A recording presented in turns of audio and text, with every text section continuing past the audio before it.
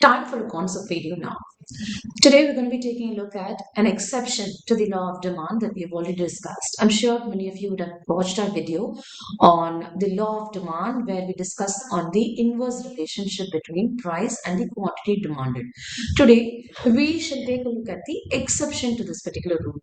When we speak of exception, I'm talking about the Giffen and the Veblen goods, basically because we already know where the price increases, the quantity demanded for that particular product decreases because it is no longer as attractive or affordable to the consumers. But certain category of goods behave differently to this thumb rule.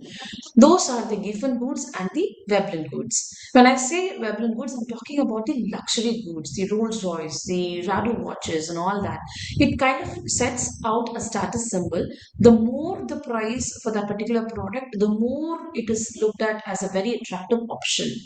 Say, for example, an Apple iPhone. The more the price, people are still willing to buy on it, bet on it. So those are Veblen goods or conspicuous goods that define the general thumb rule of the inverse relationship between price and the quantity demanded as well as the law of demand. So the second one I'll be discussing is not just the Veblen, the Giffen goods. Giffen goods are a rare type of inferior goods. We spoke of the luxury. Now we speak of the inferior goods, which has no close substitutes whatsoever. You cannot substitute this product with another, but they are on the inferior category. So for which the demand increases as the price increases. This again is an exception to the rule of law of demand. This happens in low income population.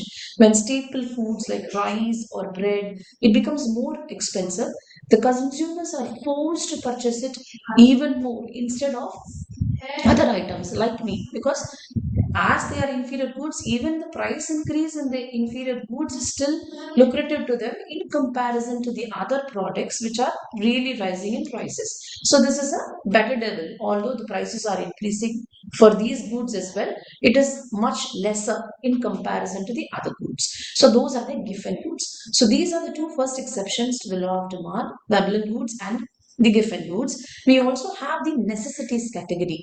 No matter what the price is, there are certain necessities that are consumed by the consumers to maintain a lifestyle. For example, the basic level of necessity in today's world is probably having a restroom or a washroom inside the house. That's a basic level. Nowadays, having a gas stove or a TV or even a small fridge, a mini fridge, is a given in most households. So those items or those products, although there is an increase in price, the demand for the same will still be there or increase further depending on the number of population. So those conspicuous necessities also define the law of demand. And future expectation about prices sometimes drives people to think, okay, now the price is increased, but I expect the price to increase furthermore in future. So the mentality will be for us to go ahead and hold. We had a situation a couple of years ago where the prices of onions were increasing. Despite the increase in price, people still started buying them and hoarding them because its shelf life is slightly longer and they expected a further price rise. They want to buy it even before the price goes further up because they know this is a necessity. So future expectation about price again also can have an effect that defies the law of demand.